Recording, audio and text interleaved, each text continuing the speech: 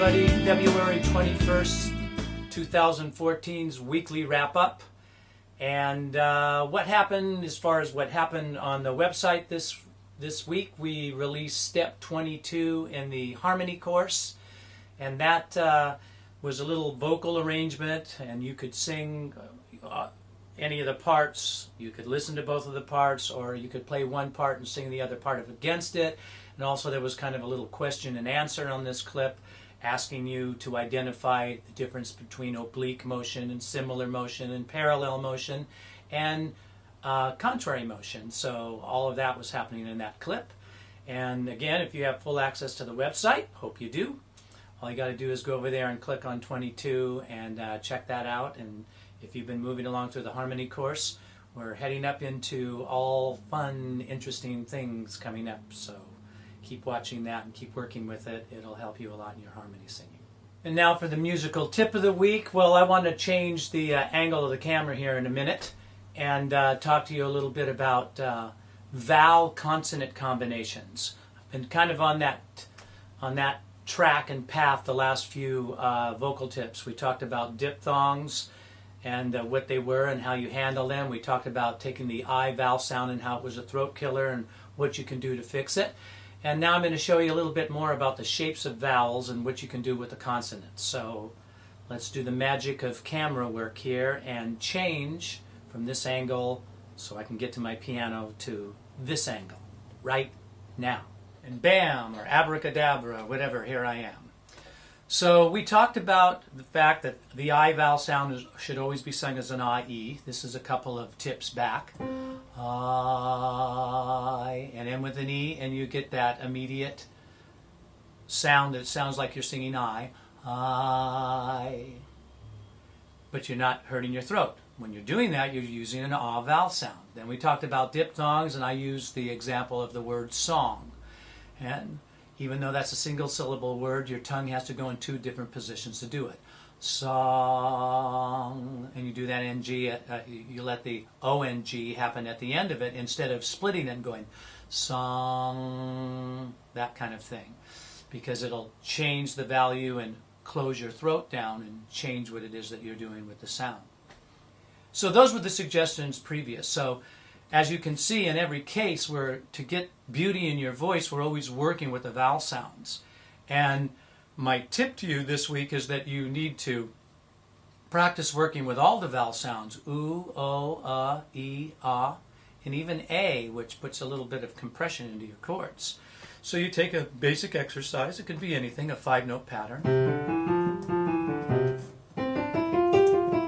or one octave, 1, 3, 5, 8, 5, 3, 1, and vocalize your vowels.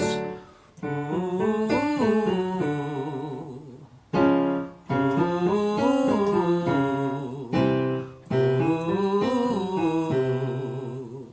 now the U is more narrow, and that gets into this week's tip. When you're working with the vowels, we have what we call open and closed vowels. The U vowel sound is a more narrow sound, and it won't push the air pressure through your chords as hard. So working with that sound is a good sound to start to work with. Ooh, ooh.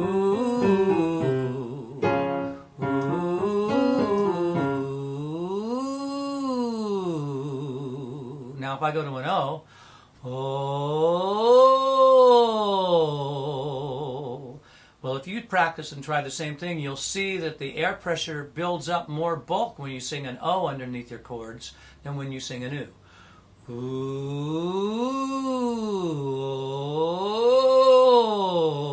It definitely feels different as you make a transference from your lower notes up into your higher notes. That's something to practice. Getting better at that, pulling some of the air pressure away, will help you start to feel what it feels like to vocalize higher. And you need to do that with all the different sounds. Ooh, take a breath. Oh, take a breath.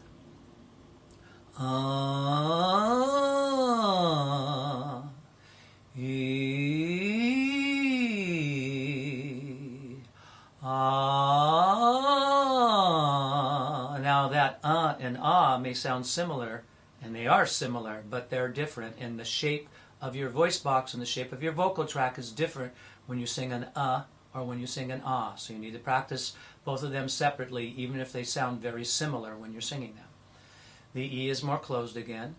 And the A, like I was saying, helps put a little bit more zap into your sound. It pushes the chords together a little tighter, which gives you more resonance. That sounds like this. A. Now we use all kinds of different sounds with the vowels to learn different things, because different vowels will either do, like I'm saying there, help you get more chord compression to get more resonance or let you feel what that sounds like, or some bring the sound more into your mouth. Ba, ba, ba is more in your mouth. Nay, nay, nay is more in your nose. So, of course, I'm using consonants in front of it now, and that's the next step to talk about. When you use a consonant in front of the vowel, you momentarily interrupt some part of your anatomy. If I go oo, o, ah, for example, and put m's in front of it, mu, mo, ma, I'm interrupting the airflow for a moment at my lips. If I put a G on it, gu, go, ga, it's coming off the back of my soft palate. So each consonant in front of the vowels starts to interrupt some different point. Now, what that turns into when you're really singing a song is that everything is firing off in all kinds of different places, from your lips to the tip of your tongue to the back, the tongue off the back of the throat, to singing on the length of the tongue. It's just all over the place when you're really using lyrics. That's why we need to break things down and practice with vowel and consonant combinations to get things in a more pure direction. So, even though the motorcycle just went by, I am going to wrap this up right now. There's your musical tip of the week, and I will be looking forward to seeing everybody next week. And check out the website,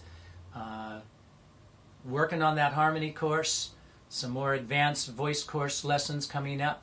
And again, pretty soon the advanced voice course will be wrapped up. And once it's wrapped up, I'm going to move into other things, including starting to bring other artists back onto the website that are singing songs. And that's always fun. It's always fun to learn the songs.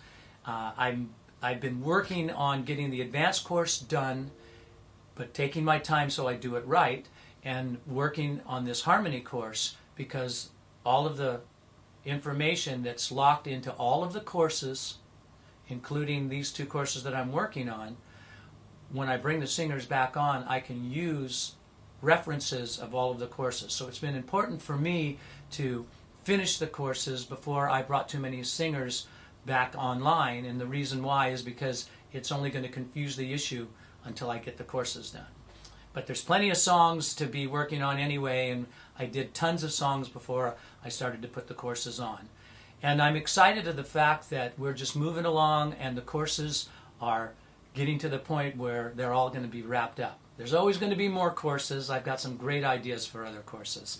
But these are the main ones that belong here on the website to really help everybody have a vast knowledge and information and access to so many different exercises for you to practice to solve problems. Now, when I get back into the songs with the singers, I can always reference you to those parts of the lessons to fix whatever's happening in that particular song. So I guess you get what I'm talking about. Anyway, got to keep working on these courses and getting them done, and then you're going to be seeing singers. I have been working with singers, you just haven't seen them yet, so that's coming. And there's some exciting singers that are coming. So, I'll see you guys next week.